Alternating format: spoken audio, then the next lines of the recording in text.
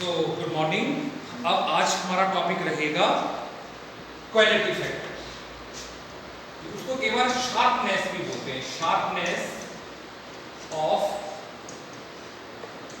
Resonant circuit, या उसको बोलते हैं क्वालिटी फैक्टर। क्वालिटी, या इसको सिंपल वर्ड में बोल सकते हैं क्यू फैक्टर। ओके बेटा, तो देखो नाम से ही आपको पता चल रहा है शार्पनेस। हमने आपको लास्ट जो वीडियो था उसमें बताया था variation of I means the current in the LCR circuit with angular frequency omega. तो हमारा जो पिछला वीडियो रहा है वो हमारा एक ग्राफ रहा है जिसमें मैंने आपको वेरिएशन बताई थी कि करंट जो है एलसीआर सर्किट में कैसे वेरी करता है विद एंगुलर फ्रीक्वेंसी ओमेगा, जिसमें आपने देखा था कि अगर ओमेगा इंक्रीज करे या चाहे ओमेगा डिक्रीज करे, बोथ केसेस में आपका करंट जो है वो फॉल करता है, करंट क्या करता है, डिक्रीज करता है। तो हमारा जो ग्राफ बना था वो समथिंग लाइक दिस, ये हमारा ग्राफ होता था जिसमें कि हम देखते थे कि विद डिक्रीज ऑफ ओमेगा या आइदर इंक्रीज ऑफ ओमेगा हमारा जो करंट है वो फॉल करेगा। तो आप इस ग्राफ में देख पा रहे होंगे कि एक पीक बनी है, तो इसकी जितनी ज्यादा शार्पनेस होती है, मतलब ये पीक जितनी शार्प बनेगी हम बोलेंगे क्वालिटी फैक्टर उतना ही ज्यादा। और ये क्वालिटी फैक्टर जो होता है it helps to tune the circuit. जैसे आपका कोई भी सर्किट है, जैसे जहां पे ट्यूनिंग वाला है, फॉर एग्जांपल रेडियो, तो रेडियो में जब आप सिग्नल को कैच करते हैं तो वो सिग्नल एक पर्टिकुलर फ्रीक्वेंसी के ऊपर कैच होता है। और पर्टिकुलर फ्रीक्वेंसी के ऊपर कैसे होता है, क्योंकि उस पर्टिकुलर फ्रीक्वेंसी के ऊपर उस एलसीआर सर्किट में मैक्सिमम करंट ड्रॉ हो रहा होता है। और जब करंट मैक्सिमम होता है तो उस टाइम उसकी एनर्जी क्या होती है, सबसे ज्यादा, तो वो पर्टिकुलरली उस फ्रीक्वेंसी को कैच करता है। जैसे यहाँ पे हम बताते हैं रेजोनेंट फ्रीक्वेंसी, जिसको ओमेगा नोट के साथ डिनोट किया था, तो मींस हर एलसीआर सर्किट की अपनी रेजोनेंट फ्रीक्वेंसी होती है। और मैं एक और चीज बताना चाहूंगा, वो आपका डिपेंड करता है मटेरियल के ऊपर कि आप जो मटेरियल यूज करते हैं वायर्स का इंडक्टर बनाने में, तो उसके ऊपर डिपेंड करता है। तो चलो हम वहां नहीं जाते, हम सीधा क्यू फैक्टर के ऊपर आते हैं। तो अगर हम डेफिनेशन की बात करें तो डेफिनेशन अगर हम क्वालिटी फैक्टर की बोले तो जो क्यू होता है दैट इज रेशियो ऑफ जो हमारा कैपेसिटिव रिएक्टेंस ले ले चाहे इंडक्टिव रिएक्टेंस ले ले विद रेजिस्टेंस R, ठीक है, मींस रेजिस्टेंस ऑफ। तो आपका यहां पे क्या आएगा, आपका क्वालिटी फैक्टर आएगा V, चाहे आप इंडक्टर के क्रॉस ले लें डिवाइडेड बाय VR, या चाहे आप V कैपेसिटर के क्रॉस ले लें डिवाइडेड बाय V, ठीक है। तो आपको पता है VR किसके बराबर होता है, I नॉट XL, और आपका VR किसके बराबर होता है, I नॉट, तो और VC किसके बराबर होता है, I not XC divided by I not. तो I नॉट से I नॉट कैंसिल हो गए, तो बचा क्या है, आइदर XL अपॉन R या XC अपॉन R। तो हम सबसे पहले XL अपॉन R की वैल्यू निकालेंगे, ठीक है, इसकी वैल्यू निकालेंगे XL अपॉन। तो आप देखिए ना, अभी हम इसको ड्रॉ करते हैं, यहाँ पे डेरिवेशन है, छोटी सी डेरिवेशन है, छोटा सा टॉपिक है लेकिन है बहुत इंपॉर्टेंट, केवल एग्जाम में आ जाता है ये। तो आपके पास हम XL की वैल्यू क्या लिखेंगे, I, XL किसके बराबर होता है, ओमेगा है, किसके बराबर होता है, XL इक्वल्स टू ओमेगा है, सॉरी। तो हमारे पास जो XL बनेगा दैट इज ओमेगा L, और हमारे पास नीचे क्या है, ठीक है। तो यहां पे हम ओमेगा नॉट ले सकते हैं, जो हमारे पास कौन सी फ्रीक्वेंसी थी, रेजोनेंट फ्रीक्वेंसी, और ओमेगा नॉट की वैल्यू किसके बराबर होती थी, 1 अपॉन अंडर रूट LC। ये मैं आपको पहले वाले पुराने वीडियोस में आपको बता चुका हूं। तो आपके पास ओमेगा नॉट की वैल्यू आ जाएगी 1 अपॉन अंडर रूट LC, और साथ में क्या आ गया, L अपॉन। तो बेटा आप इसको थोड़ा सा सॉल्व करेंगे, तो जब आप इसको सॉल्व करेंगे तो हम इसको रैशनलाइज करना पड़ेगा, अंडर रूट L से मल्टीप्लाई और अंडर रूट LC क्या करना पड़ेगा, डिवाइड करना पड़ेगा। तो आप देखते हैं क्या आता है आपके पास, this is under root LC और यहाँ पे है L अपॉन R। हमने क्या किया, अंडर रूट LC से इसको मल्टीप्लाई कर दिया और अंडर रूट LC से ही इसको क्या कर दिया, डिवाइड, ठीक है। तो आपके पास जब आप देखेंगे तो under root LC into under root LC किसके बराबर आएगा, LC के बराबर। तो आपके पास आएगा 1 upon LC into L upon R, और साथ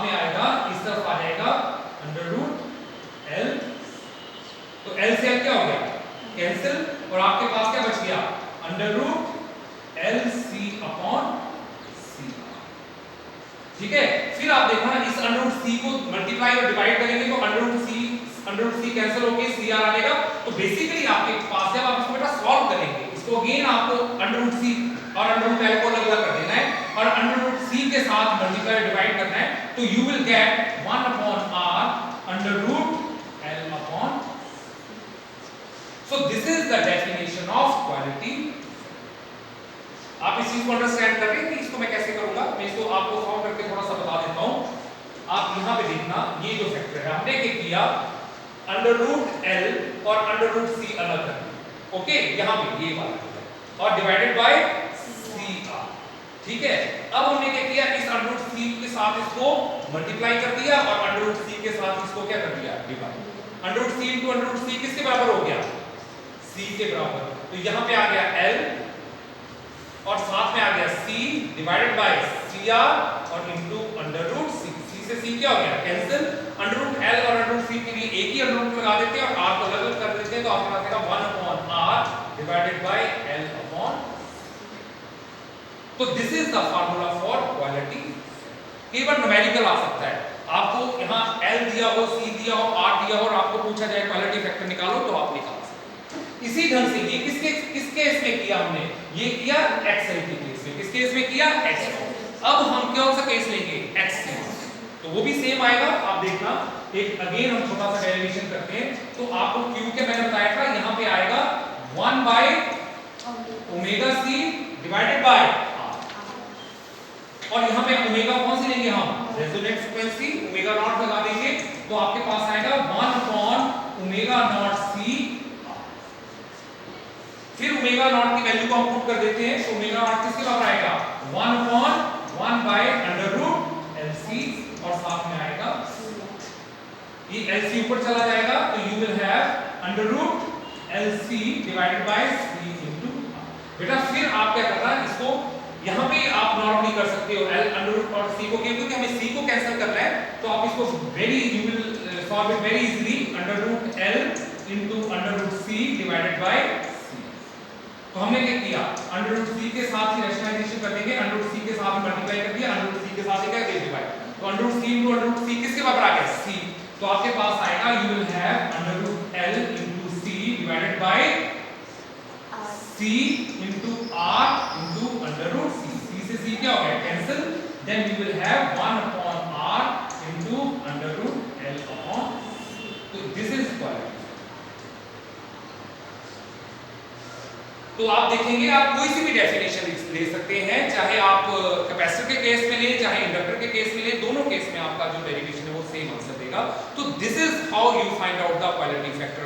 और मैंने आपको इसका यूज बता दिया कि क्वालिटी फैक्टर का यूज क्या होता है, टू ट्यून द सर्किट। आपको जैसे फॉर एग्जांपल बड़े सारे एक सिग्नल है, जैसे आपको एक रेडियो में बड़े सारे सिग्नल मिलते हैं अलग अलग स्टेशन के ऊपर, लेकिन आपको किसी पर्टिकुलर फ्रीक्वेंसी के ऊपर अगर आपको ट्यून करना है, तो समझ लेना कि आपका अगर ट्यूनिंग बहुत अच्छी है, अगर सिग्नल आपस में मिक्सअप नहीं हो रहे हैं, तो इसका मतलब कि आपका जो उस सर्किट का क्वालिटी फैक्टर क्या है, बहुत हाई है या बहुत अच्छा है। मींस वो एक ऐसी पर्टिकुलर फ्रीक्वेंसी के ऊपर मैक्सिमम करंट दे रहा है जो पर्टिकुलर फ्रीक्वेंसी कॉरेस्पॉन्ड करती है उसके उस सिग्नल, उस चैनल के उस सिग्नल। मैं आपको ड्रॉ करके बताता हूं, जैसे हम कैसे इसको ड्रॉ कर सकते हैं। मैं दो सिग्नल लेता हूं कि आप देख लो, तो आप मुझे बताना कौन सा सिग्नल अच्छा है, कौन सा खराब। हमें उसी ढंग से ग्राफ ड्रॉ करना है। एक हमने ले लिया बिल्कुल शार्प,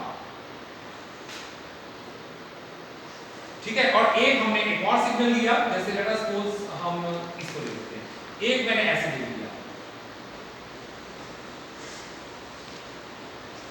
अब देखो ये जो सिग्नल है, जो फर्स्ट वाला हमने लिया है ये वाला, तो इसमें आप देखेंगे कि यहाँ पे I जो है I नॉट है, लेकिन एक पर्टिकुलर फ्रीक्वेंसी है ओमेगा, जैसे मैं इसको ओमेगा नॉट 1 बोलूं, इसके ऊपर I क्या है आपका, at this I equals to maximum. ये आप इस तरफ I ले लेंगे और ये एक पर्टिकुलर फ्रीक्वेंसी है ओमेगा नॉट, और इस तरफ आप माइनस ओमेगा, मतलब ये भी वैसे इस तरफ माइनस ना बोल के इसको सिंपल हम बोल सकते हैं कि इस तरफ आपकी लो है और इस तरफ आपकी हाई है, दोनों तरफ, मतलब इस तरफ आपका कम हो रहा है, इस तरफ, ठीक है।